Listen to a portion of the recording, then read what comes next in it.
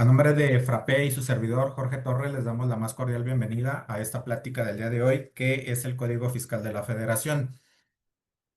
Obviamente, pues no vamos a hablar de todo el Código Fiscal de la Federación. Yo creo que lo vamos a dividir en partes. Ahorita lo vamos a hacer como de manera introductoria, porque cuando estábamos presentando, bueno, no presentando, más bien cuando estábamos preparando el material, pues ahí nos surgieron algunas inquietudes, no inquietudes, sino que por ahí vimos ya la propuesta de reforma y decidimos comentar alguna de estas pues, que influyen aquí en el Código Fiscal de la Federación. Entonces, ahorita vamos a ver generalidades y poco a poco en el andar de los cursos o de las pláticas, más que cursos son pláticas, para ir desmenuzando lo que es el Código Fiscal de la Federación y ir acotando pues cada tipo de títulos o capítulos que trae este código. Antes de iniciar, quiero darle las gracias a mi compañera Blanca González, que fue la que me ayudó a hacer esta presentación, ponerla bonita, como ella sabe, y como ella, pues, también. Y les pido de favor, en la medida de lo posible, que tengan encendidas sus cámaras. Igual por aquí nuestros compañeros de sistemas y de redes sociales por ahí hacen capturas de pantalla para las personas que se conectaron a la presentación. Permítanme tantito, por favor, 2 segunditos.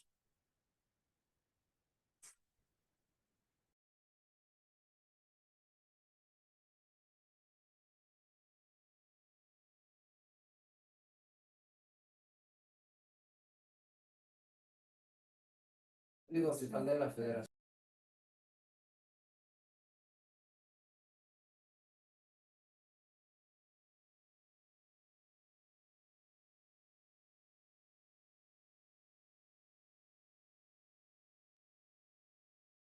Muy bien, pues vamos a iniciar. Código Fiscal de la Federación. Hablar del Código Fiscal de la Federación es meternos a revisar todo el tema de lo que es el derecho aquí en México, ¿no? Y ver lo que tiene que ver con la relación jurídico-tributaria, pues ahora sí que del SAT y del contribuyente. En esta ocasión, bueno, el Código Fiscal viene del derecho financiero, del derecho económico y pues nos sirve para regular ciertas cosas o ciertos defectos que tienen las leyes fiscales.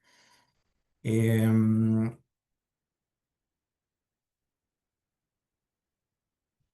Le doy siguiente.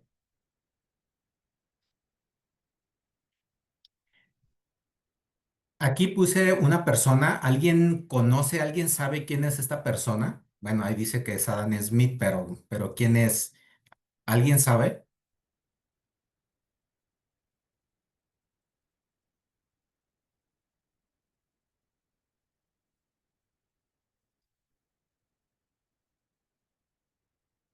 Adam Smith a la una, Adam Smith a las dos y Adam... Yo no veo el chat. Ah, sí, ya lo vi. Ok, antes de continuar, digo, si hay alguna pregunta, alguna aclaración, algo que tenga que hacer, con mucho gusto, pueden hacer sus comentarios ahí en el chat o levantar la mano y les damos la voz. Me está comentando mi compañera Blanca que ella va a estar viendo por ahí el chat, para sus preguntas. Si es una pregunta que podamos responder así de forma rápida, pues la respondemos. Si nos va a llevar un poquito más de tiempo, pues ahí no la llevamos de tarea, porque sí creo que nos vamos a tardar poquito y lo quiero hacer, pues ahora sí que interactivo. Sí me gustaría que yo les preguntara y me contestaran, y pues seguir con esa dinámica, ¿no? Para no hacerlo tan aburrido, para que no se duerman. Para las personas que son de aquí de Frappé, integrantes del equipo de Frappé, al final va a haber un código de barras donde van a estar las preguntas que hacemos para la evaluación, y los que no son de Frappé, pues si lo quieren hacer, pues también están invitados a hacerlo, ¿no? Sirve de que refuerzan los conocimientos. Bueno, Adam Smith fue un filósofo, economista, pues dice que nació en Escocia. Unas grandes de las atribuciones que ha hecho al derecho es que él escribió un libro que se llama, se me fue se me fue el nombre del libro, La riqueza de las naciones, donde en ese libro él ya manejaba, se llama él ya manejaba ciertos aspectos, como por ejemplo los principios de justicia, proporcionalidad, principio de certidumbre, de comodidad y el principio de economía. Desde aquellos años, que fue como en 1700 y tantos, él ya manejaba estos temas y a esta persona se le reconoce como que fue uno de los padres de la economía, ¿no? Porque fue el primero que empezó a regular toda esta parte de los impuestos. Los impuestos siempre han existido desde hace mucho tiempo. Antes, bueno, se le llamaba como tributo. Y todo esto servía para el sostenimiento, pues, en aquellos tiempos del que era el señor feudal o del que era el rey, o, sí, o sea, siempre ha habido impuestos y estos sirven para el mantenimiento. Si nos trasladamos a lo actual, pues sirve para el mantenimiento del país, ¿no? Y es como si fuera una casa, o sea, nuestra casa, si no aportamos el chivo, pues no tenemos luz, no tenemos comida, no. Así es el gobierno. Entonces el gobierno, el Estado necesita de impuestos para poder generar servicios y poderse sostener.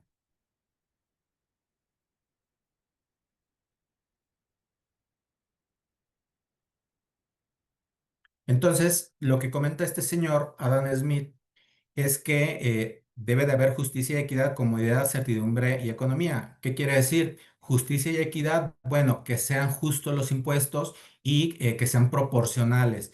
El que más gana, pues que más impuestos pague, ¿no?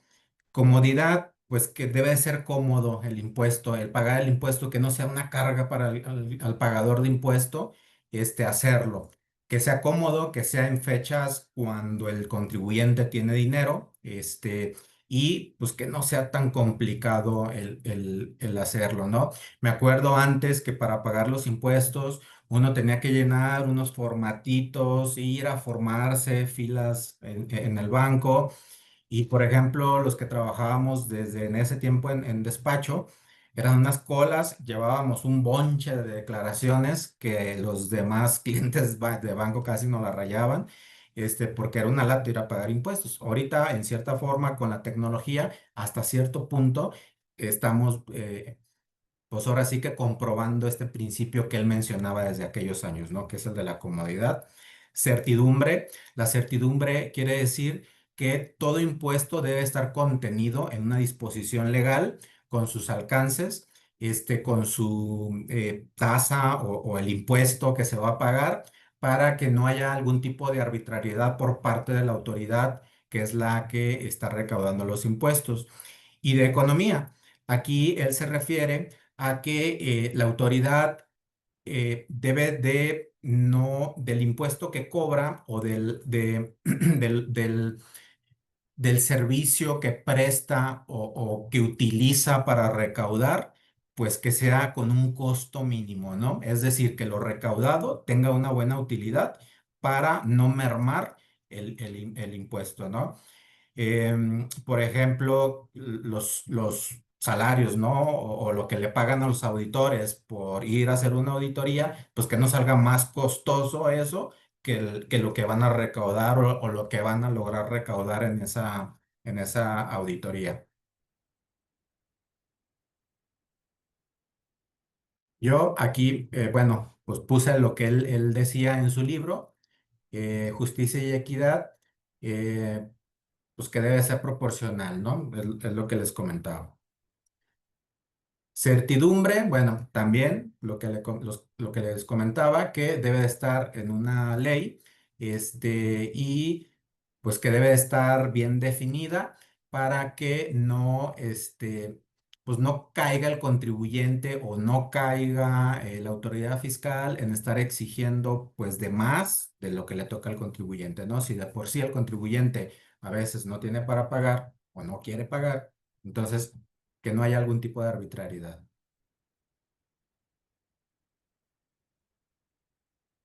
Certidumbre. En el mismo caso de la certidumbre, uno de los elementos de los impuestos para que exista esta certidumbre es que exista el objeto, el sujeto. Él manejaba las exenciones, la tarifa, la época de pago, las infracciones y sanciones. Todo esto debería de contener la ley en aquel momento, para que el impuesto pues no fuera arbitrario, ¿no? Por ejemplo, el objeto, que es qué me está grabando la ley. El sujeto a quienes les aplica la ley. Exenciones, bueno, a algún tipo de exenciones que en su momento había. La tarifa, que como hoy conocemos, que son las tablitas para determinar pues, los pagos provisionales de personas físicas, salarios. La época de pago, como hoy que tenemos el 17 para hacer los pagos, las infracciones y sanciones que también las tenemos contempladas ahorita en el Código Fiscal de la Federación.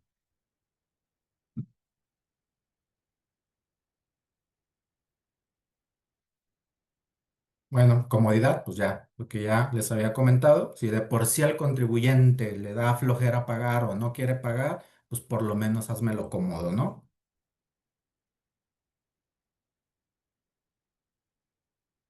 Economía, pues me lo voy a brincar. Ah, bueno, nada más sí les voy a comentar estos cuatro elementos, que era parte de lo que les comentaba. Las cuatro causas que pueden hacer un impuesto sea calificado de incosteable.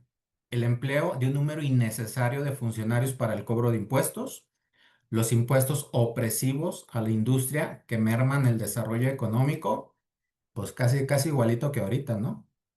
Las confiscaciones y penalidades excesivas establecidas con la finalidad de limitar la evasión fiscal, pues casi casi lo que está pasando ahorita y lo que vamos a ver con las reformas al código, con la propuesta de reformas al código. Las visitas y fiscalización agresiva por parte de los recaudadores, ya que en la mayoría de las veces pueden resultar molestas para el contribuyente. De hecho, se le llaman actos de molestia porque sí realmente molestan, ¿no? Eh, Este tipo de elementos, aunque ahorita con las revisiones electrónicas, pues es más fácil, ¿no? El SAT ya no emplea tantos funcionarios para hacer estas revisiones, ya con los puros algoritmos que tiene, manda las cartas y con eso uno, pues atiende esas cartas para ver si realmente está en lo cierto el SAT o se está equivocando. Y créanme que sí ha logrado mucha recaudación en ese aspecto, ¿no? En el tema de las penalidades excesivas, pues nada más volteen a ver las sanciones de la ley antilavado, ¿no? Esas penas son exageradas. Sí, casi, casi, si caes en alguna de ellas, puedes llegar a quebrar el negocio, ¿no? Y con esto quiere decir pues que el rendimiento del impuesto pues realmente pues sea nutritivo, ¿no? Para pues ahora sí que para destinarlo al sostenimiento del país.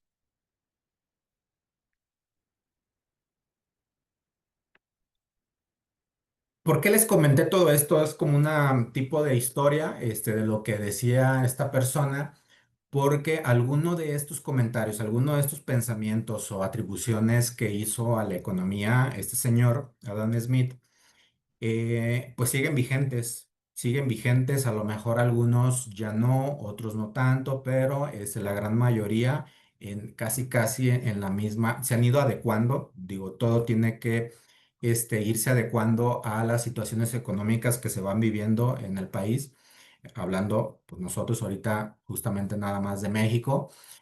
Y antes de seguir, aquí quisiera preguntarles principios constitucionales de los impuestos. ¿Alguien sabe cuáles son los? Bueno, primero, ¿alguien me puede definir qué es un impuesto? ¿Qué son los impuestos?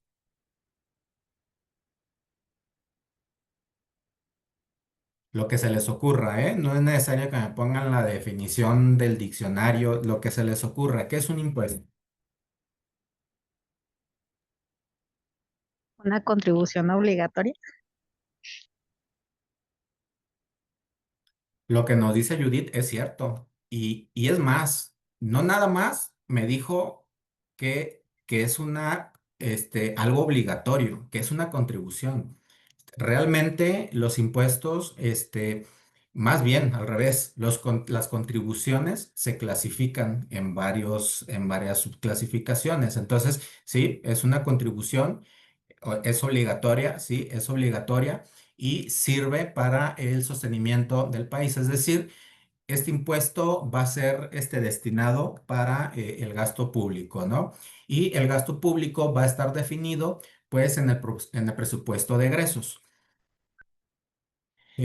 Ok, una vez que ya sabemos que un impuesto pues es obligatorio y que lo tenemos que aportar, alguien más, igual Judy, si tiene la respuesta, alguien más me dice, sí, pues es obligatorio, pero ¿quién me obliga o qué? ¿O por qué tengo que pagarlo?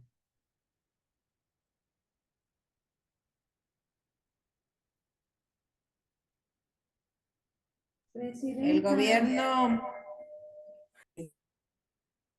¿Quién habló? Porque se escuchó así como de ultratumba.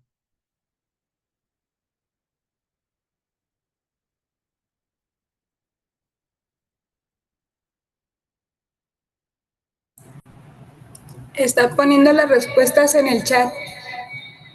Sí,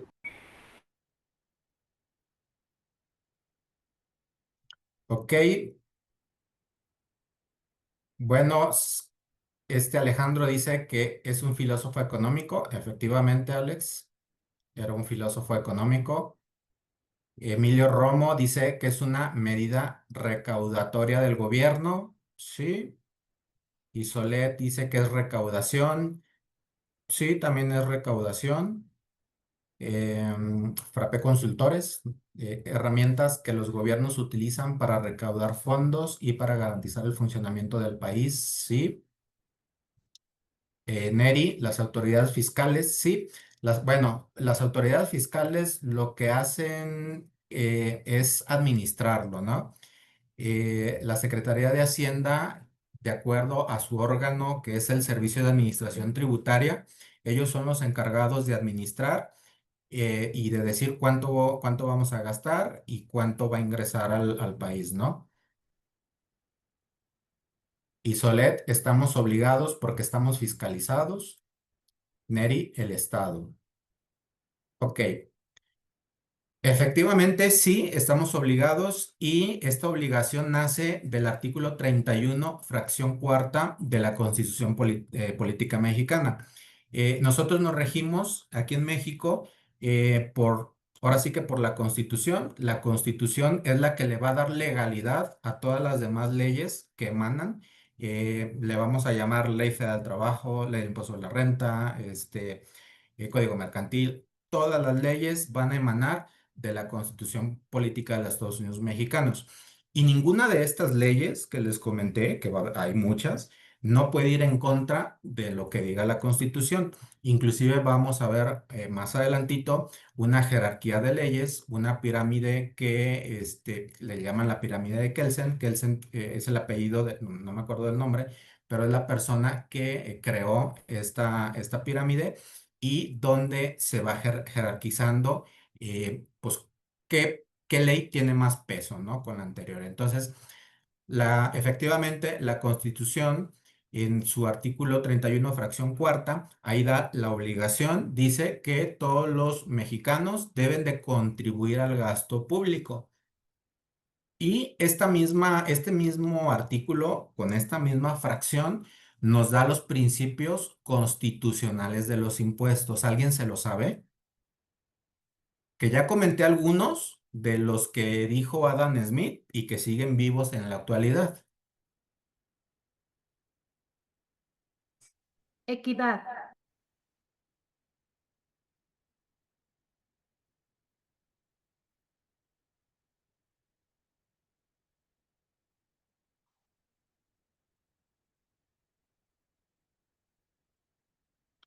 Chris Galván dice que equidad, proporcionalidad, ¿sí? Te faltan dos, Chris. Ánimo.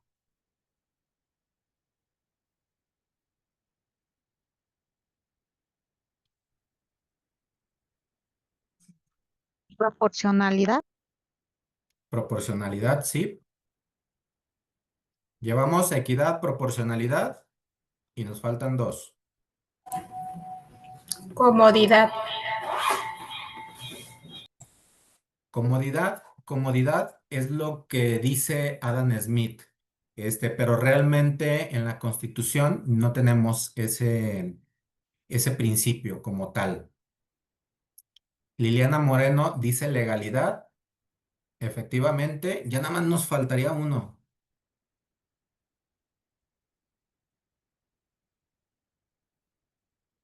Efectivamente, Alex, certidumbre, ¿sí? Efectivamente, entonces, de hecho, por eso le voy a dar siguiente.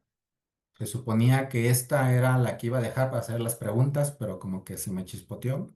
Pero bueno, aquí ya en la siguiente, ahí está. ¿Qué son los impuestos? Pues es una clase de tributo, ¿no? Y son obligaciones pecuniarias, que sirven, pues ahora sí que, pues para sostener el país, ¿no? ¿Cuál es la obligación constitucional? ¿Quién me obliga realmente? O sea, si este artículo no existiera, yo no tendría por qué pagar impuestos, ¿sí?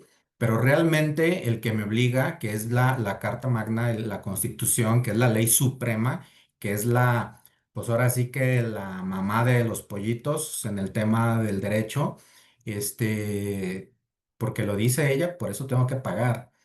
Y efectivamente, en el artículo 31 de fracción cuarta, dice cuáles son los principios constitucionales. Bueno, que sean proporcionales, que sean equitativos, que dispongan las leyes, que era lo que nos decía Alex, certidumbre, que dispongan las leyes y que se destinen para los gastos públicos, ¿sí?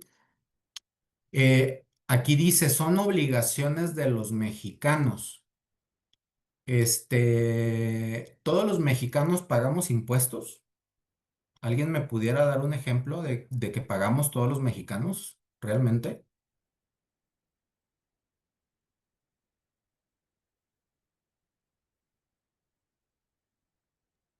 No, hay muchos que evaden. Sí, hay muchos que evaden. Y hay muchos, hablábamos de la proporcionalidad, ¿no? Y de lo equitativo, que debe de ser parejo, la proporcionalidad, que debe de ser, pues el que más gana, más paga. Pues el Chapo Guzmán gana mucho pagar impuestos. El Canelo Álvarez, pues no tenemos duda que gana mucho, pero porque no vive aquí en México, ¿no? Él vive en Estados Unidos. Entonces, seguramente lo que paga, pues no lo paga aquí en México o pagará una parte. Entonces, digo, pues hay cositas que sí están como que hablas de proporcionalidad y a final de cuentas, pues no es tan proporcional, ¿no? Pero, pues sí, efectivamente, eh, pues aquí los mexicanos, si nos trasladamos al impuesto de la renta, pues ahí lo que te va a grabar es la residencia, dónde resides. Entonces, si tus intereses vitales no están aquí en México, pues aquí en México no vas a pagar el impuesto, lo vas a pagar en el país en el que residas.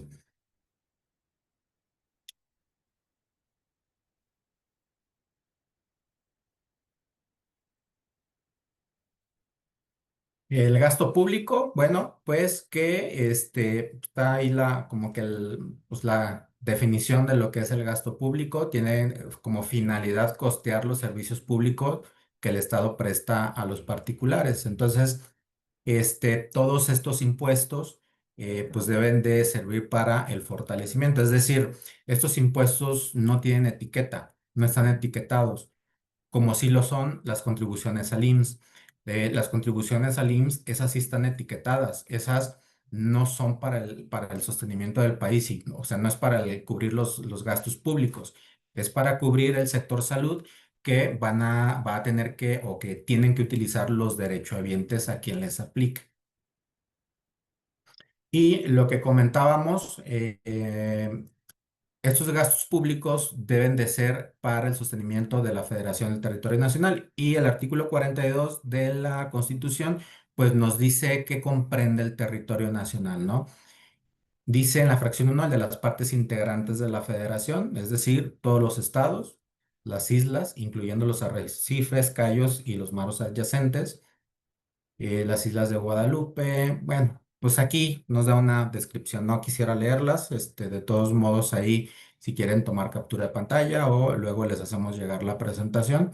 Pero bueno, el artículo 42 desde ahí nos define qué se va a considerar como territorio nacional. Esto nos va a servir si nos ponemos a pensar en las leyes, pues ahora sí que en las leyes de aquí de México nos sirve para el impuesto de la renta con respecto a la residencia y nos sirve para la ley del impuesto al valor agregado en el tema de que la causación se hace en base a los actos que se realicen en territorio nacional, ¿no? Entonces, esta parte pues nos da luz de lo que significa. Entonces, ahora sí, nos vamos a ir a las definiciones de proporcionalidad. Dice, radica medularmente en que sujetos pasivos contribuyentes deben de construir a los gastos públicos en función a su capacidad económica, debiendo aportar una parte justa y adecuada de sus ingresos. Es aquí lo que les mencionaba, proporcionalidad. Es decir, vamos a suponer que Judith tiene un cliente que le va a cobrar 10,000 pesos y yo voy a tener otro cliente que le voy a cobrar también 10,000 pesos. Pero resulta que Judith, pues su cliente lo tiene allá en Cajititlán. Entonces, pues va a gastar en desplazarse. Yo no, yo mi cliente lo tengo aquí abajito, entonces pues yo voy a generar más utilidad que Judith. Oye, pero pues el ingreso es el mismo, 10,000, ¿sí? Pero ella pues va a tener que tener más gastos, su utilidad va a estar más mermada, entonces en la proporción a esa utilidad, pues ella va a pagar menos impuestos al que voy a pagar yo porque estoy teniendo una utilidad mayor. Eso es lo que se busca con la proporcionalidad, ¿no? Equidad, bueno, pues quiere decir, em, en el argot fiscal se le llama trata igual a los iguales y desigual a los desiguales. Y me pongo a pensar, por ejemplo, el reciclo, con este tan mencionado tema del reciclo en una persona moral, si una persona se dedica a lo mismo, no sé, a lo mismo, no quiero inventar actividades. ¿Por qué en Recico sí puedo deducir una computadora al 50% y en la otra actividad que es régimen general, pues no me das la oportunidad, ¿no? Y ahí sí tengo que deducirla al 30%. Entonces, desde ahí, oye, las empresas, vamos a poner que se dedican a la papelería, a vender papelería. Oye, pues yo me dedico a lo mismo. Somos empresas, personas morales iguales. Estamos en territorio nacional. ¿Por qué me estás tratando desigual, no? Ahí pudiera haber un tema de que pues no es equitativo, ¿no? Pero bueno, pues sin embargo, así están las disposiciones.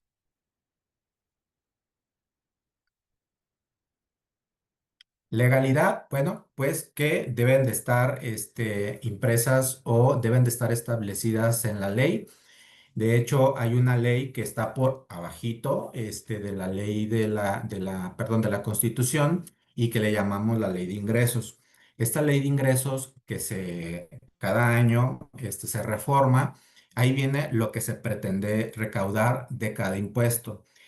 Si por algún motivo, aunque la obligación de contribuir al gasto público venga en la Constitución, si por ahí algún error se les olvida poner, oye, de ISR pretendemos recaudar tanto, y se les olvida poner eso, la verdad es de que no estamos obligados a pagar impuesto de la renta, porque esa ley determina cuánto es lo que se va a recaudar, ¿sí?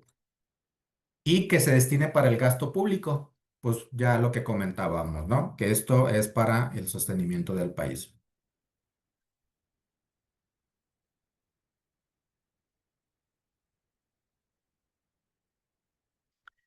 Aquí pues vemos la forma de cómo se inician las leyes.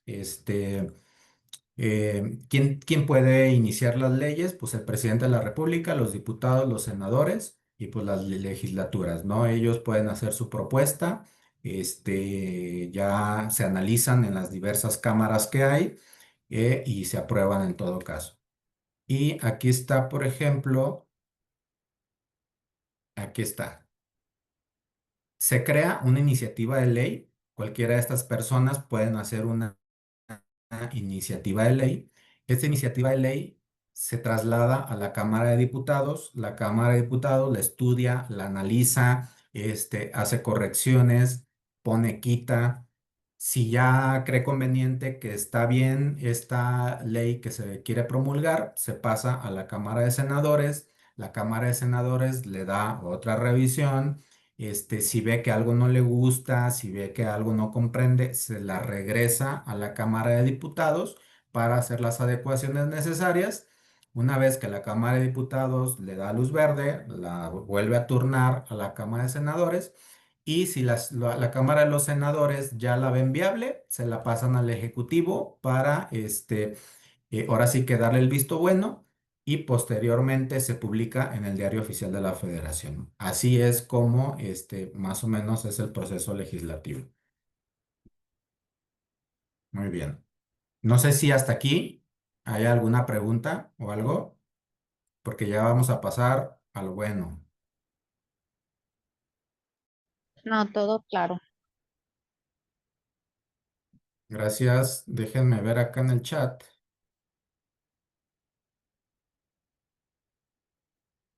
Certidumbre, en teoría sí, sí, no todos. Ok, justamente qué buena respuesta es lo que me está dando Alex aquí en el chat. Déjame ver qué dice Mario. Los tianguis no pagan. Pues, mira, en cierta forma que va de la mano con lo que comenta Alex, ¿eh? Ahorita retomo ese tema. Dice Cristina Neri, el deber sí es sí deberían pagar, ok. Sí, todo lo hacemos, pero no de la misma manera. Efectivamente, Emilio. Lisandra, dice que todo bien, todo bien, todo bien, todo bien. Y una manita con un dedo, que dice Liliana. Bueno, efectivamente, la Constitución dice que todos los mexicanos deben de contribuir al gasto público, ¿no? De ahí nos vamos a ir a las diversas leyes. Por ejemplo, la ley del impuesto de la renta, ¿quiénes son los sujetos? Pues son las personas físicas y las morales que tengan su residencia en México, ¿sí? Esos son los sujetos. La ley perdón, la ley de impuesto al valor agregado habla de actos o actividades y también dice las personas físicas y morales que realicen las siguientes actividades. La ley del IEPS, igual. O sea, todos nos imaginamos que el que paga impuestos son los contribuyentes cautivos o son los que de cierta forma pues tienen un RFC dado de alta en el SAT y obtiene ingresos, los factura y todo ese tipo de cosas. Pues no, la verdad es de que no. Todos pagamos impuestos y todos pagamos impuestos cuando como bien comentó aquí Alex, cuando va uno a la tiendita a comprar el chesco, ahí no nada más estoy pagando IVA, estoy pagando IEPS. Si me compro una golosina, a lo mejor no pago IVA, pero pago IEPS. Si voy a la Nike a comprarme unos tenis, ahí estoy pagando IVA, ¿sí? Entonces, realmente con todas las compras que hacemos, pues pagamos impuestos, ¿no? Mario dice, oye, pues los tianguistas o los tiangueros no pagan impuestos. Pues sí, realmente ellos como contribuyentes no le pagan al SAT, pero a final de cuentas ellos a la hora de hacer pues sus consumos, pues sí pagan, ¿no? Y lo que más es el IVA. El IVA ahora sí que es el rey de los impuestos, es lo que normalmente en la ley de ingresos, cuando hacen su monto o lo que pretenden recaudar de IVA, el IVA siempre se va más alto de lo que ellos proyectaron recaudar. ¿Por qué? Porque realmente el IVA es un impuesto que se causa solo, se recauda solo y casi casi se recauda solo, ¿no? Porque una es, uno va, paga y el contribuyente, pues lo único, lo que debería de hacer es no gastarse ese IVA y tal cual pagárselo al SAT, ¿no? Entonces, ese es algo que no le cuesta casi nada a la autoridad. ¿Qué más hay aquí?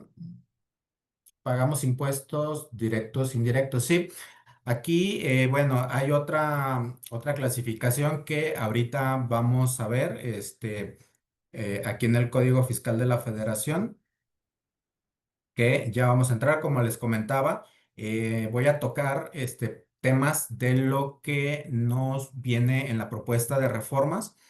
Todavía no le dan para adelante a esa reforma. Eh, yo espero que sí la den para atrás en algunas cosas, porque sí viene muy agresiva, muy, muy agresiva en temas de infracciones y en temas de comprobación. Entonces, este, sí, espero que no pase tal cual, porque sí nos va a meter en problemas.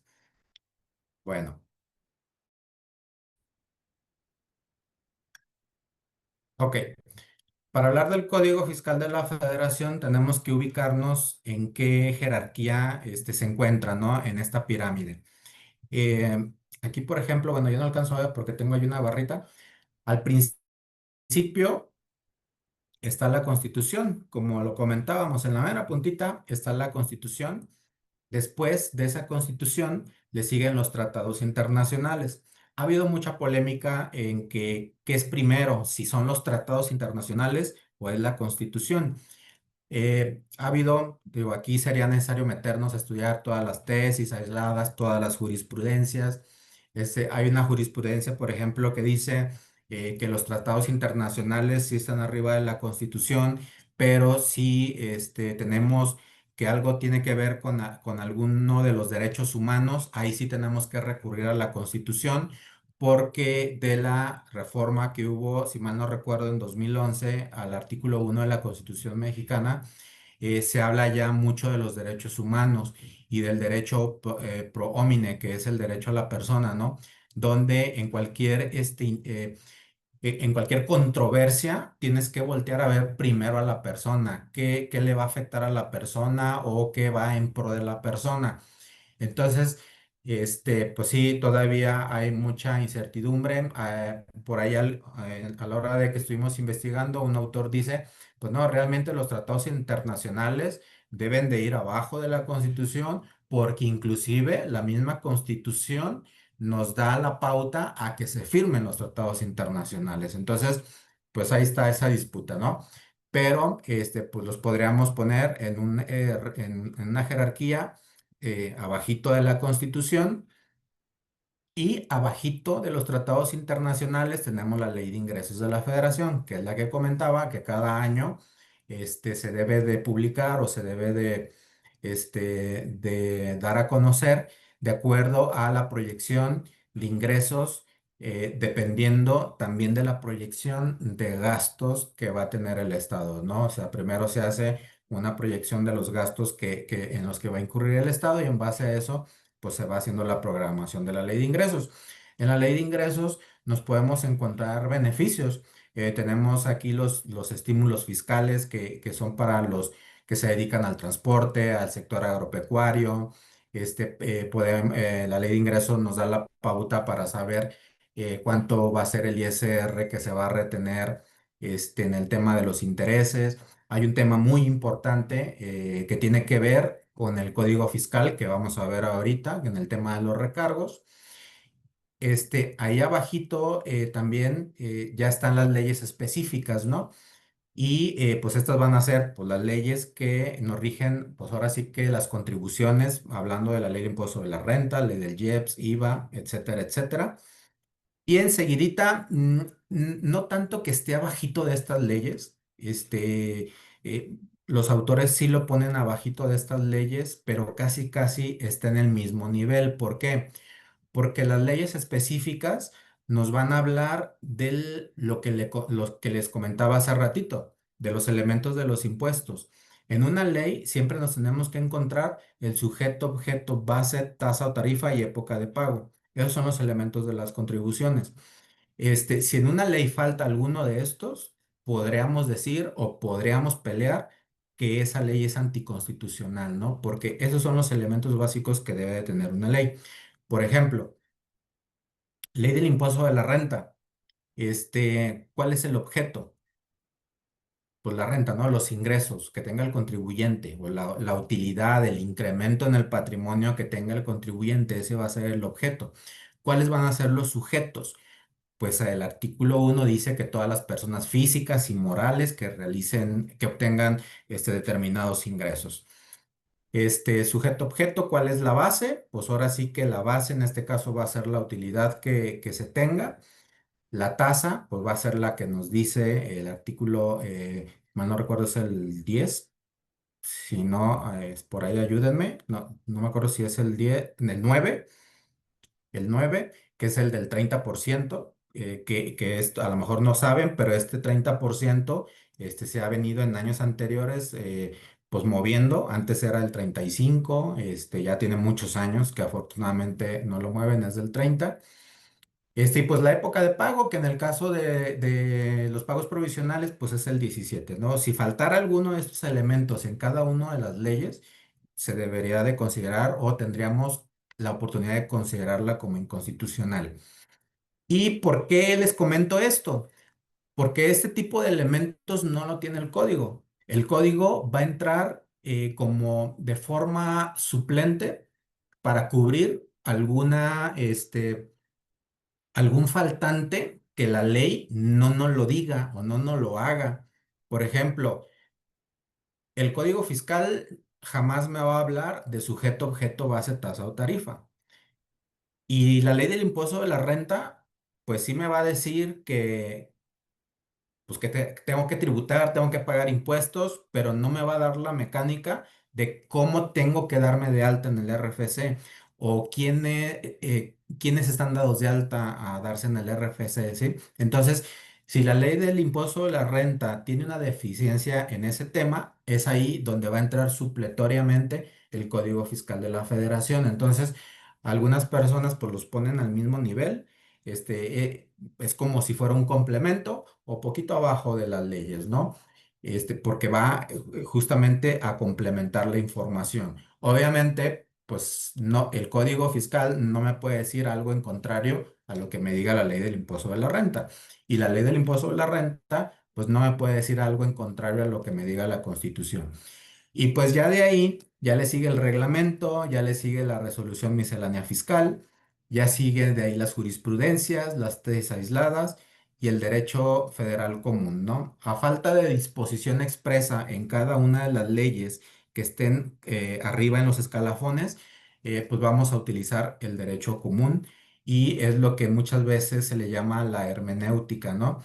Que si no está muy bien definido ni en la ley, ni en el código, ni en el reglamento, ni siquiera hay reglas de miscelánea, pues tendremos que voltear a ver, pues no sé, la ley de sociedades mercantiles, el código de comercio, todo ese tipo de cosas para interpretar o encauzar todo ese defecto que tiene aquella ley por la cual pues no fue clara, ¿no? En su momento.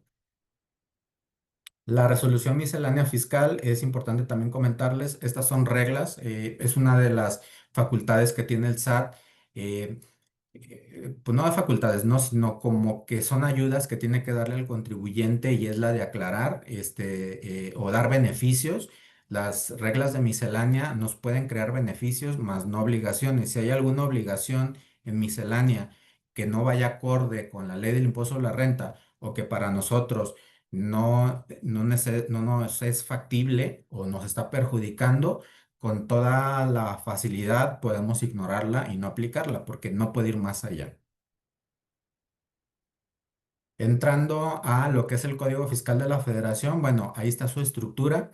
Esta ley, porque es una ley, está dividida por títulos, capítulos y en algunos casos secciones, ¿no? El título primero habla de disposiciones generales. que ahorita vamos a ver poquito y que es algo de lo que estamos viendo y que va en relación con la ley del impuesto de la renta y con la Constitución. Los medios electrónicos, aquí viene todo el tema de la facturación electrónica, de los certificados, todo ese tipo de cosas. En el título tercero, facultad de las autoridades, bueno, aquí viene todo el tema de, de todas las revisiones que nos hace el SAT, de las cartas de invitación, todo ese tipo de cosas, bueno, ahí viene de los acuerdos conclusivos. Aquí, si no te quieres pelear con el SAT, bueno, puedes llegar a un acuerdo, para que el problema no surja tanto. Título cuarto de las infracciones y delitos fiscales. Bueno, aquí nos define qué es caer en una infracción y en el artículo 84, pues nos dice de cuánto va a ser la infracción. Todo ese tipo de cosas, ahorita como les comentaba, es como un tipo de introducción. Todo ese tipo de cosas las vamos a desmenuzar, cada una de las pláticas que vayamos dando para que, pues nos quede bien claro cómo dominar el Código Fiscal de la Federación. Aquí siguen los recursos administrativos, que aquí, el recurso de revocación en la sección capítulo 1, sección primera, recurso de revocación. Pues hay un tema interesante que vamos a ver ahorita en la propuesta de reforma: impugnación de notificaciones del trámite, eh, recurso de revocación exclusivo de fondo. Este también es muy interesante porque muchas veces la autoridad, pues nos requiere, o nos multa o nos quiere ejercer alguna facultad en base a la forma y no el fondo de lo que realmente son las cosas, ¿no? Entonces, este recurso de revocación exclusiva de fondo es, tú olvídate de las formas, a ver, vámonos al fondo. Realmente el fondo, yo estoy cayendo en algo, incorrecto. Entonces, muchas veces es muy bueno este recurso. Y por último, el título quinto, el proceso administrativo de ejecución, que ahorita no se pudo conectar nuestro compañero Rafa, que es ahora sí que el abogado, para que, pues nos diera aquí sus puntos de vista, pero a la hora de que partamos las pláticas que vamos a hacer y desmenuzamos el código, él va a dar ese tipo de temas. Y la revelación de esquemas reportables, ¿no? Que pues nadie le hacemos caso, pero bueno. ¿Qué es de lo más importante que a nuestro juicio en este tema que estamos viendo el día de hoy es lo más, llamativo del Código Fiscal de la Federación? Bueno, el Fiscal de la Federación nos da la clasificación de las contribuciones, que bien nos comentaba Judith. eh, Razón de negocios, que es lo que vimos en el tema anterior con Rafa y con Eric, que es el artículo 5A. El domicilio fiscal, que se considera domicilio fiscal para efectos del impuesto de la renta. ¿Quiénes están obligados, a inscribirse en el RFC? Que es lo que nos da el artículo 27 y que está ahí con varios apartados. La firma electrónica avanzada, el uso del buzón tributario, el bloqueo y restricción de certificados para expedir facturas, que también trae reforma. ¿Cómo se integra la contabilidad? Esto viene en el artículo 28 del Código Fiscal de la Federación, en correlación con el artículo 33 del reglamento del Código Fiscal de la Federación. Esto es bien importantísimo porque no lo volteamos a ver, y en el reglamento lo que define qué debemos entender por contabilidad es un chorro de cosas, no nada más es: tengo mi contabilidad en un sistema, tengo mis pólizas y pues ya estoy cumpliendo con mi contabilidad, ¿no? La contabilidad es desde los libros sociales, las actas constitutivas, hasta mandar la contabilidad electrónica, que ya sería como que el paso final, ¿no? O sea, es un cúmulo de cosas que sí es necesario, darles una leída. Y si no, bueno, pues en su momento nosotros lo vamos a atacar ese tema. El tema de devoluciones y compensaciones, artículo 22 y 23, también es muy importante. Responsabilidad solidaria de los socios, beneficiario controlador, que ahorita pues está de moda en todos los temas, tanto para el SAT, para ley antilavado. Las listas negras y operaciones simuladas, que son las del 69 y 69B. el PAE, el procedimiento administrativo de ejecución, que es cuando ya te están haciendo pues alguna revisión, y los esquemas reportables, ¿no? Que aquí en el tema de los esquemas reportables, pues es casi casi ir a decirle a la autoridad, oye, fíjate que pues voy a hacer esta estrategia, ¿cómo ves? Me voy a ahorrar tanto en impuestos. ¿Cómo ves? ¿Te gusta o no te gusta? ¿Y qué creen que nos va a decir la autoridad? Pues no, ¿verdad? Claro que no. Muy bien. ¿Hasta aquí hay alguna pregunta, algún comentario? No, todo claro. Muy bien, Código Fiscal de la Federación en su artículo primero y en relación a la Ley del Impuesto a la Renta y a la Constitución de los Estados Unidos mexicanos, dice, las personas físicas y las morales están obligadas a contribuir para los gastos públicos conforme a las leyes fiscales respectivas. Entonces, si se fijan, es casi casi un copiar-pegar de la Constitución, y aquí nos dice que conforme a lo que nos digan las leyes respectivas, haciendo alusión a la ley del impuesto sobre la renta, a la ley del IVA, IEPS y demás. Y aquí hablábamos del tema de la supletoriedad. Las disposiciones de este código se aplicarán en su defecto y sin perjuicio de lo dispuesto por los tratados internacionales de los que México sea parte, ¿no? Entonces, como que les comentaba, esta es una ley que va a entrar en caso de que alguna ley, algún tratado internacional, no nos deje muy en claro las disposiciones, y también no pueden ir en contra de los tratados, mucho menos puede ir el código en contra de lo que dice la Constitución. Y lo que les comentaba, solo mediante ley podrá destinarse una contribución a un gasto público específico, que era el caso de pues, la ley del IMSS, ¿no? O las cuotas pagadas al IMSS, que es así, están destinadas a cubrir lo que es la salud. Tipos de contribuciones. Ahora sí. Los tipos de contribuciones, el artículo 2 del Código Fiscal de la Federación nos define los impuestos. Son las aportaciones establecidas en ley que deban pagar las personas físicas y morales. Vuelvo a repetir, ISR, IVA y demás. Aportaciones de seguridad social son las contribuciones establecidas en ley y que son destinadas a satisfacer las necesidades de seguridad social proporcionadas por el Estado. Contribuciones de mejora, esa es otra contribución, ese es otro tipo de contribución, mejor dicho. Y los derechos también es otro tipo de contribución. ¿Les queda claro estos cuatro conceptos, estos cuatro contribuciones?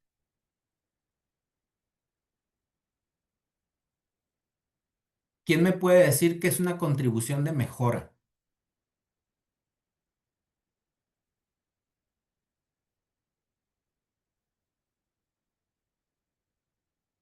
Porque esta no es muy común. Digo, las primeras dos, pues sí, las manejamos y nos las sabemos hasta con los ojos cerrados. Pero una contribución de mejora, ¿qué es una contribución de mejora? Las que pudieran ser que las que pagamos, no sé, como para las casetas y eso, para las mejoras de carretera y esas cosas, pudieran entrar ahí. Pavimentación. Fíjate que, bueno, voy a separarlas. Dania nos dice que más bien lo que pagas de casetas, pues es para mantenimiento de la misma carretera, ¿no? Lo que pagas es una cuota por utilizar la carretera. Pudiera ser que sí, ¿eh? Pudiera ser que sí. Judith nos dice pavimentación. Sí, también puede ser. A lo mejor en mi colonia están las calles empedradas y va a entrar pues el municipio a pavimentar, y a veces le piden a la persona, bueno, a los que viven en esa colonia, les piden una cuota y el Estado paga otra. Entonces, esa es una contribución de mejora, la que tu parte que estás pagando, para pues esta mejora, esta pavimentación de las colonias. No son muy comunes, pero sí, hay una que otra, y sí son más o menos estas que comentaban Judith y Daniel. Y derechos. ¿Alguien sabe qué son estos derechos? ¿Qué ejemplo nos pudieran dar?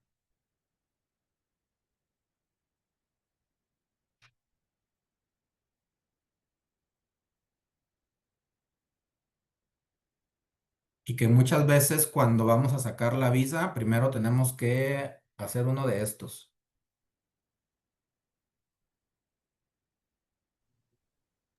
Pues el pago del pasaporte. Exactamente. Dice Cristina Neri, la pavimentación, instalación de alumbrado, sistema de drenaje, sí, esos son contribuciones de mejora. Fátima dice, cuando pagamos el pago del pasaporte, igual lo que nos comentaba Judith, efectivamente, es un derecho. Este,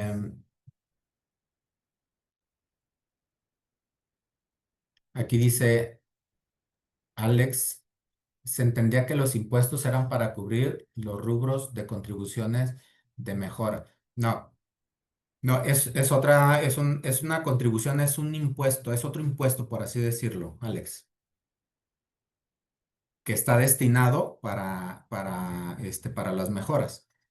Y sí, efectivamente, bueno, los derechos son todos aquellos que presta el Estado, y que tenemos que hacer un pago de estos, ¿no? Y ya nos comentaban, uno de ellos es el pasaporte. El otro día me estaban comentando, creo que en el DF, el castillo de Chapultepec lo rentan, para hacer eventos, pues ese es otro derecho, tienes que pagar un derecho para poder utilizar las instalaciones. Entonces, son todos aquellos bienes o servicios que brinda el Estado y que te cobran por hacer uso de ese servicio. Nos vamos a brincar ahora a los accesorios de las contribuciones. ¿Qué son accesorios de las contribuciones? Pues son los recargos, que es por pagar fuera de tiempo, que aquí viene una reformita. Recargos por mora, bueno, ese es el que cuando te pasas de tiempo, más bien arriba, nada más te da como que la definición. Recargos por prórroga es cuando tú solicitas a la autoridad que te dé prórroga para hacer el pago. Muchas veces esto se presta en las declaraciones anuales de las personas físicas. Cuando uno decide pagar en parcialidades, bueno, entra este tipo de recargos donde ahí en las mensualidades, ya te van a poner un tipo de recargo. Y hay otros donde tú solicitas una prórroga y dependiendo de los meses que solicites de prórroga, pues va a venir un porcentaje que vamos a ver ahorita más adelante. Sanciones, bueno, pues son las multas que ya vienen establecidas en el Código Fiscal de la Federación, y los gastos de ejecución, pues son todos aquellos que te cobra la autoridad por el simple hecho de irte a entregar una notificación o hacerte una auditoría. Tipos de impuesto. Tenemos varios tipos de impuesto. El impuesto directo, grava directamente a la persona. El impuesto indirecto es el que grava al consumo, y el impuesto progresivo es el que va aumentando de acuerdo a un tabulador o de acuerdo a las tablas en proporción a los ingresos. Impuesto directo, pues el único es el impuesto de la renta, ¿no? Que es el que va a gravar a los ingresos del propio contribuyente. Y los impuestos indirectos, está el IVA, está el IEPS, que esos pues lo recaudas y lo pasas, ¿no? El impuesto progresivo, pues es como el de los sueldos, ¿no? O el de las personas físicas con actividades empresariales, que dependiendo la utilidad que tengas, pues la tarifa, en su renglón que corresponda a esa utilidad, pues va subiendo el impuesto.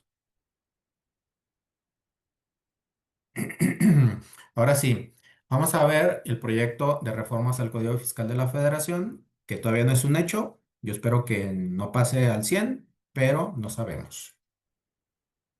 Ok, empezando por lo que les comentaba en la Ley de Ingresos y en el Código Fiscal de la Federación en su artículo 21, nos dice que la tasa de recargos se le aumentará un 50% a lo que nos diga la Ley de Ingresos. Entonces, haciendo esta operación en recargos por mora, tenemos que en 2025 era del 1,47, para 2026 va a ser del 2,07. Entonces, pues sí es un aumento considerable. Así es que Todos nosotros que nos dedicamos a calcular y presentar declaraciones, hay que cuidar mucho este tema que no se nos pase los vencimientos, porque los recargos para 2026 de ser aprobados, pues sí va a estar carito. Y en el tema de parcialidades, si el plazo es hasta 12 meses o menos de 12 meses, del 1,26 va a subir al 1,42. De 12 meses a 24 meses va a subir del 1,53 a 1,63. Y de más de 24 meses va a ser del 1,82 al 1,97.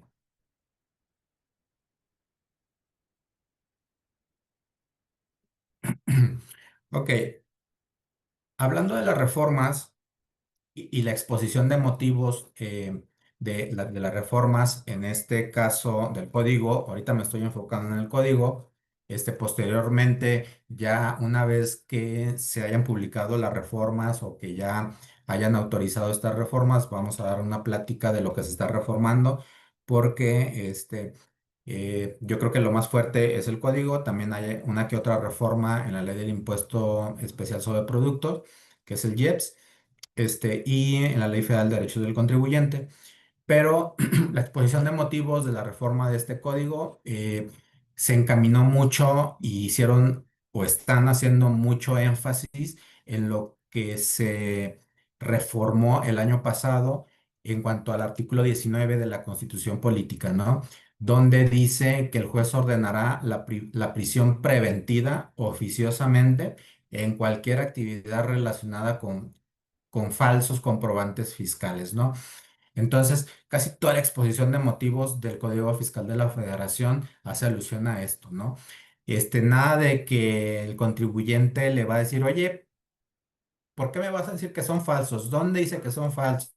Me lo timbró el SAT, si aquí viene su cadena, si está el RFC del emisor, está el RFC del receptor, está el pago. O sea, ¿por qué dices que son falsos? Ah, bueno, pues en la exposición de motivo ya hasta nos dice las definiciones que se considera como falso.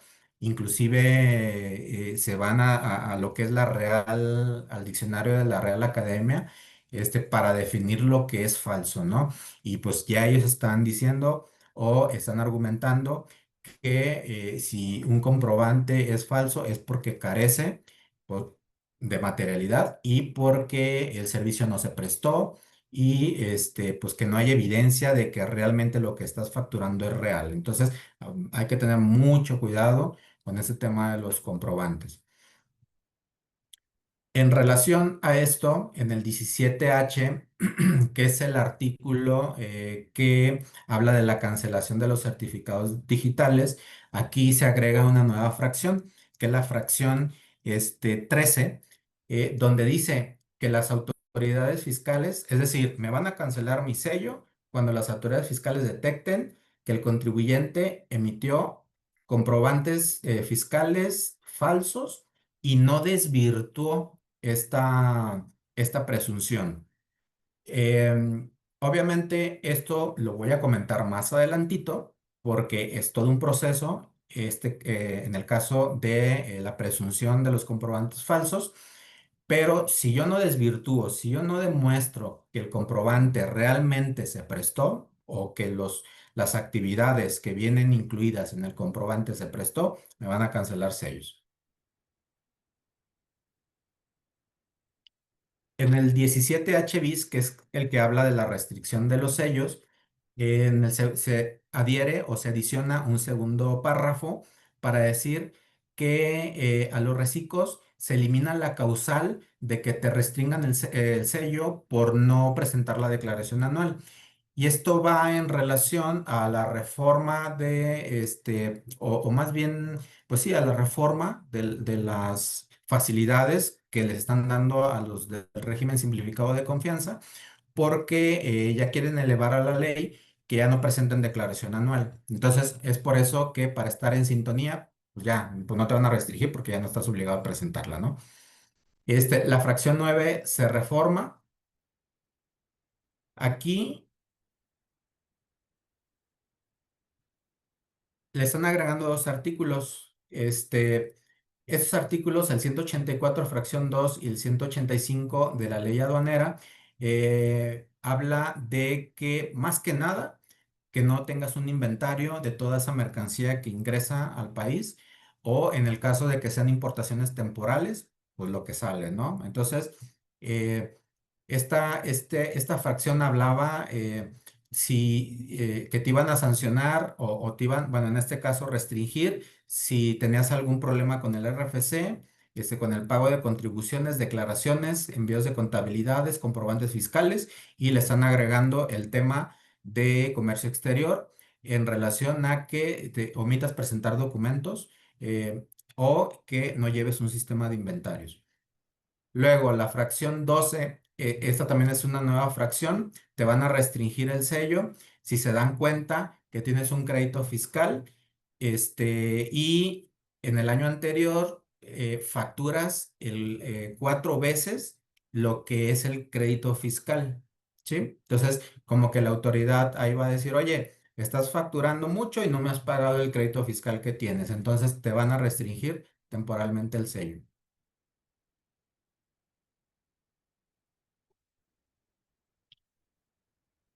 Aquí hay otra nueva fracción, la 13. La anterior les dije 13, ¿verdad? Creo que es la 12, entonces. Ey, es la 12.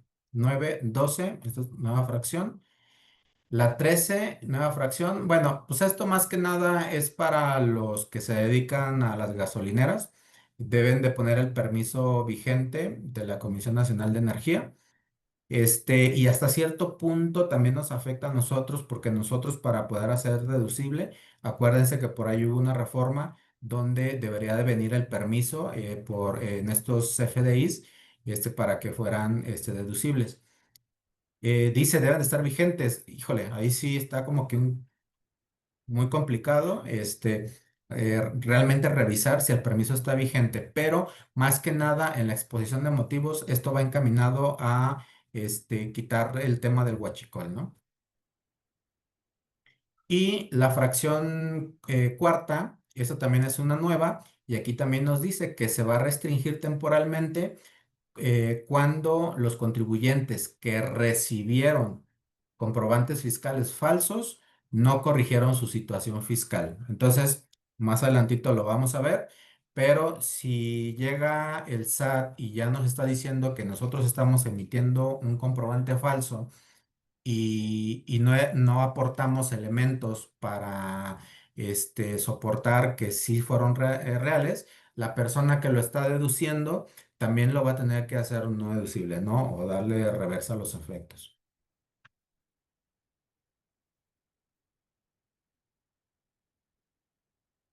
Artículo 27 del código, en su apartado C, que era el que les comentaba, habla de todos los avisos al RFC.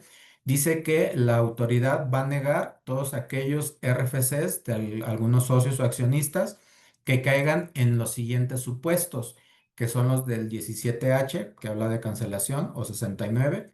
Bueno, del 17H, que no haya desvirtuado la restricción temporal de certificados, que no haya desvirtuado la presunción de inexistencia de operaciones, es decir, que esté catalogado como emisor de facturas simuladas o de operaciones simuladas, y no desvirtuar la presunción de que transmite debidamente pérdidas fiscales. Y por ahí creo que sigue otra.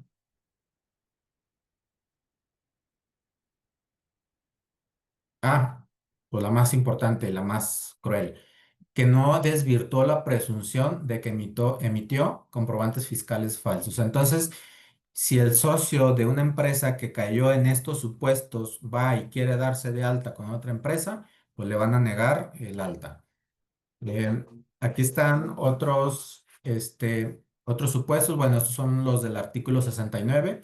Quienes tengan a su cargo créditos fiscales, que no se encuentren pagados o garantizados, que se encuentren como no localizados, que ya haya una sentencia de delito fiscal y quienes, pues también físicas o morales, que les hayan dado efectos fiscales, que hayan hecho deducible comprobantes con operaciones simuladas. Entonces, ¿qué quiere decir esto? Que el socio forme parte de otra persona moral y que no se haya corregido, pues no va a ser posible darlo de alta.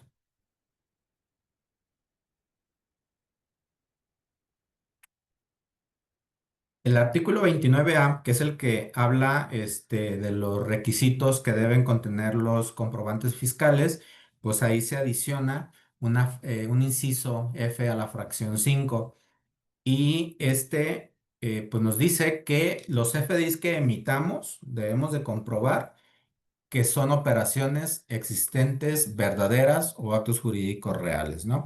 Si no, la autoridad los va a considerar como falsos. Y ya nos definió en la exposición de motivos qué se considera falso, ¿no? Pues que actividades que vienen ahí, esas operaciones, deben de ser existentes, verdaderas y que sean actos jurídicos reales. Y el último párrafo de esta fracción dice algo que ya venía en reglas y venía en la ley de ingresos, ya se lo quieren llevar a la ley, que es el Código Fiscal de la Federación, y donde nos da la posibilidad de cancelar los FDI a más tardar el mes en que se deba de presentar la declaración anual, ¿no? Personas morales hasta marzo del año siguiente y personas físicas abril del año siguiente porque el código todavía, el vigente, dice que se deben de cancelar en el mismo ejercicio. ¿Y por qué lo hicieron? Porque hubo una jurisprudencia donde decía pues que era ilegal y que todo ese rollo, pero es en base a lo que dice el código, a lo que dice que se deben de cancelar en el mismo año.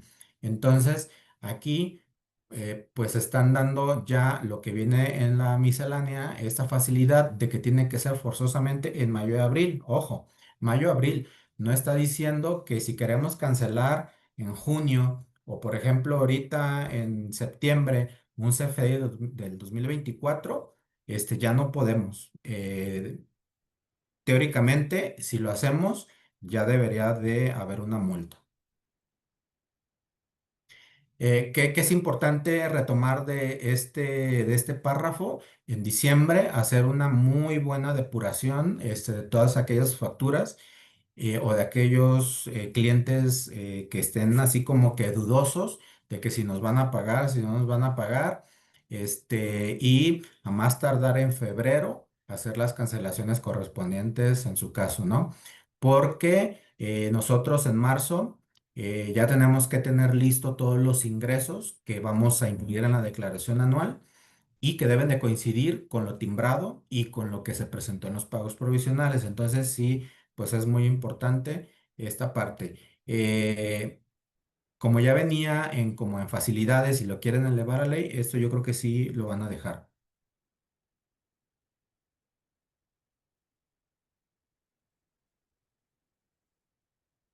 Ok, ya. Se crea un código, perdón, un artículo 29A bis, para cuando estén ejerciendo la autoridad alguna revisión, y ven que hay algún documento, perdón, algún CFDI falso, no necesariamente tiene que agotar el procedimiento que vamos a ver ahorita del 49 bis, para pues presumir que está falso, ¿no? No necesariamente tiene que ir con los pasos que dice este artículo y entonces tiene todas las facultades de que si está revisando otra cosa, si te está revisando otra cosa y de ahí vota que un CFDI, ellos presumen que es falso, desde ese momento te va a decir que es falso y desde ese momento va a suceder lo que les voy a comentar más al ratito.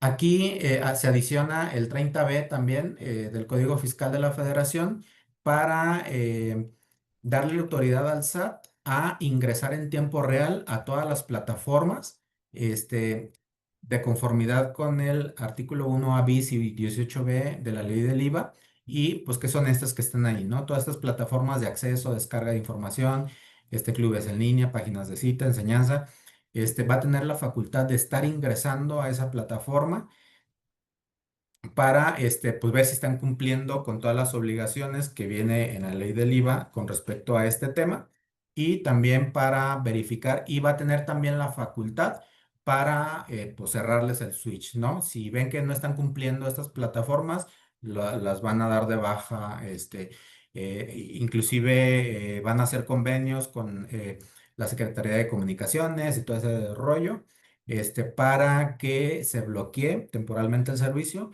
hasta que pues no se defiendan o no aporten las pruebas necesarias.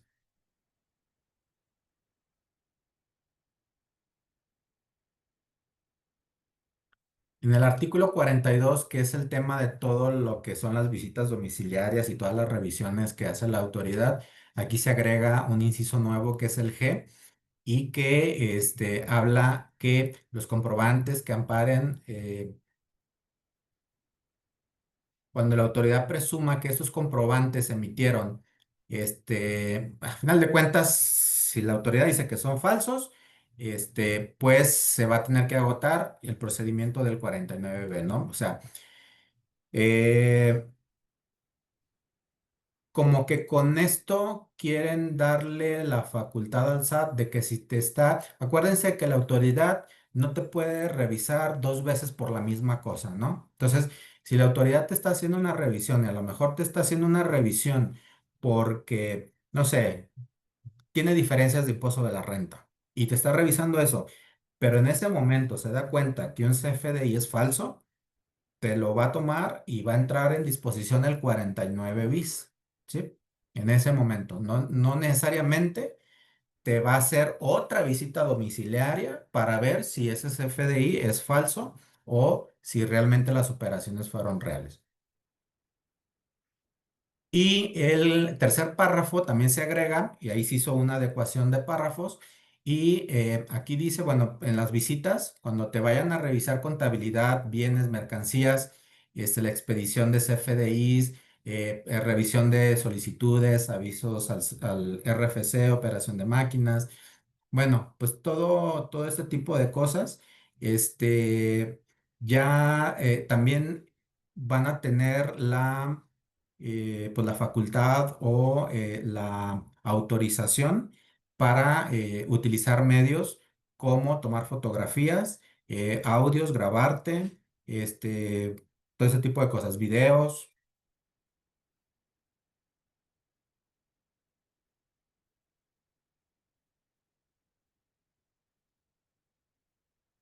Ah, pues este dice, aquí continúa, este tercer párrafo. Y dice que se autorizará el uso de herramientas tecnológicas, fotografías, audios, videos del desarrollo de las diligencias. Es decir, o sea, ya te van a poder grabar en todo el desarrollo de esta visita. Y aquí está el famoso 49 bis. Es un artículo que sí trae varias fracciones, si mal no recuerdo son como 11, que por acá vimos que no lo hicimos nosotros, pero por aquí vimos, digo, no lo quiero leer todo. Aquí va la 4, aquí va la 8, la 10, la 11, la 12. Perdón. Aquí. Este es como que de una forma resumida de lo que dice el 49 bis. La autoridad va a llegar, te va a decir que trae una orden de visita porque presume que un CFDI es falso. ¿Qué va a pasar en ese momento? En ese momento te va a restringir los sellos, no vas a poder facturar. ¿Qué va a ver el visitador? Oye, ¿se puede hacer la verificación en el domicilio? ¿Sí o no? Si es no, bueno, pues va a tomar nota el notificador y va a ver si el lugar no existe o no corresponde al contribuyente o no hay quien atienda o se niega a atender la visita. Va a levantar un acta circunstanciada, va a notificar por buzón o estrados en 3 días, perdón, va a notificar por buzón, en 3 días hábiles va a regresar y si persiste el impedimento, en 15 días este, pues te va a determinar que los FDI son falsos, ¿no? Y te va a restringir los sellos.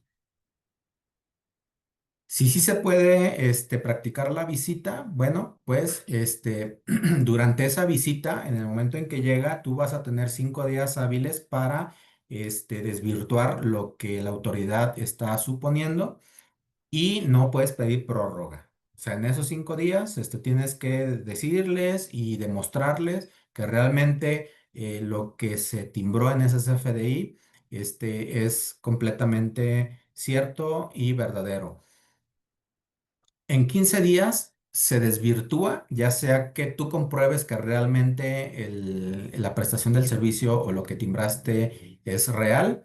Si no se desvirtúa, pues no van a producir efectos fiscal y van a proceder a cancelarte el certificado de sello digital. Y en 45 días te van a publicar en el Diario Oficial de la Federación, para que todos los que tuvieron operaciones contigo correspondiente a ese CFDI, pues le den reversa.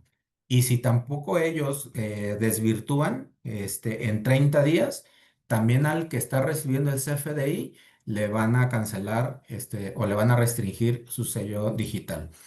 Quiere decir esto que con todos estos plazos y todo este mecanismo, dice aquí que el plazo máximo de la visita son 24 días. 24 días hábiles, ¿eh? Es decir, 24 días hábiles no vas a poder facturar. Entonces, para tenerlo en cuenta, que creo que esto es de lo más drástico que viene, ¿no? Y todavía dice al final, procederá penalmente por las actividades relacionadas con CFDIs falsos, artículo 103 bis, que este es uno de los nuevos que vamos a ver ahorita más adelante. Entonces, prácticamente todo lo que es la reforma, lo grave de la reforma, está en este artículo y que va en relación a lo que estuvimos viendo hace ratito, que es el 17H bis, que la restricción temporal, que si no desvirtúas, bueno, pues ya caes en el 17H, que es la cancelación definitiva, y hasta que no se desvirtúen. ¿Y qué es lo más grave? Bueno, pues que la Secretaría de Hacienda pues va a proceder penalmente, ¿no? La exposición de motivos también dice que básicamente se está fijando o está volteando a ver empresas muy sofisticadas que hacen este tipo de mecanismos que realmente son factureros y que van a voltear a ver a ellos. Pero bueno, digo, pues está abierto, pues aquí la ley no te distingue. La exposición de motivos sí hace alusión a eso, pero aquí, digo, los artículos pues no te distingue, la herramienta está. 113 bis, es lo que les comentaba. Este es un nuevos artículos y dice que, bueno, primero, por sí o por interpósita persona expide, enajene, compre o adquiera comprobantes fiscales, pues que sean falsos, ¿no? Ya vimos lo que es falso. Y este delito se investigará y perseguirá independientemente del estado en que se encuentre el proceso administrativo que en su caso se haya iniciado. Es decir, si a ti te están revisando porque no les amarra el ISR, pero en ese momento se dan cuenta que un CFDI ellos presumen que es falso, automáticamente se van a ir sobre el 49 bis y te van a aplicar el procedimiento. Y se va a sancionar con las mismas penas a las plataformas o servicios digitales que incentiven o que anuncien. Digo, yo muchas veces en Facebook he visto, oye, me vendo facturas y que no sé qué, y que no sé qué tanto. Digo, no sé si ustedes hayan visto, pero yo lo he visto. Y si yo lo vi, no se crean. Vamos a la siguiente. De 5 a 8 años, bueno, pues estos también son fracciones nuevas y pues todo esto está encaminado al contrabando y a comercio exterior, ¿no? ¿Qué es equiparable al contrabando? Bueno, aquel que declare documentos falsos o certificados de orígenes falsos. Muchas veces cuando hacemos importaciones, algunos productos, dependiendo del país de donde viene, tienen ciertos certificados de origen. Y estos certificados de origen nos da beneficios en algunos aranceles. Entonces, Si nosotros decimos o falsificamos o damos por error un certificado y no le corresponde, nos van a aplicar un arancel más bajo y eso ya va a estar equiparado a lo que es el contrabando. Entonces, los que se dedican al comercio exterior o a importar, hay que tener mucho cuidado con ese tema. Y en el 115 TER, que también es nuevo, de 3 a 6 años, que por cualquier trámite que se haga, si se presenta documentación falsa, pues también está sancionado, ¿no? Ya casi terminamos, muchachos. Garantía 141, el interés fiscal. Antes en los recursos de revocación o recursos de inconformidad no tenías que garantizar el crédito fiscal. Ahora te obligan a garantizarlo. Es decir, muchas veces, y la exposición de motivos lo dice, muchas veces esto los abogados lo hacían para ganar tiempo. Cuando te caía un crédito fiscal, pues metías un recurso de inconformidad y ahí ganabas tiempo.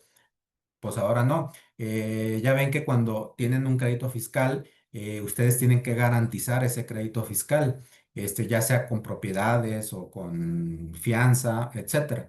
Entonces, ahora, en el momento de meter el recurso administrativo, ya tienes que garantizar. ¿Y cómo tienes que garantizar este bien? Con un billete de depósito, con una carta de crédito, con una prenda. Que pudieran ser inmuebles, la fianza, una obligación solidaria, naval, y hasta el último que ya sería el embargo. Tienes que agotar uno, en ese orden. Si tú no, puedes demostrar que el billete de depósito, pues no pudiste demostrar la garantía, pues te tienes que ir al segundo, o si no al tercero o al cuarto, debe de ser en ese orden para, para satisfacerle al SAT esta garantía. Era lo que les comentaba, la garantía se ofrece obligatoria en el orden 1, 2, 3 y 4, hasta la capacidad económica. Bueno, digo, aquí lo importante y lo interesante o lo cruel es que ya estén estos recursos de revocación, pues ya hay que ofrecer garantía.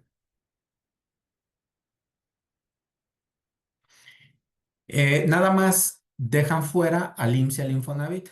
Es decir, nada más para el SAT, en el recurso de revocación, van a aplicar las garantías.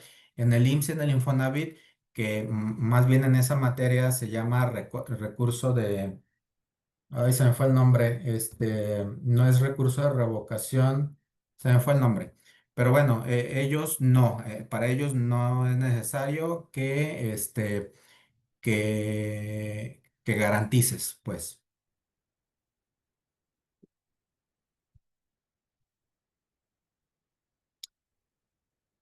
Por mi parte, por nuestra parte, de aquí del despacho Frappé, sería todo. No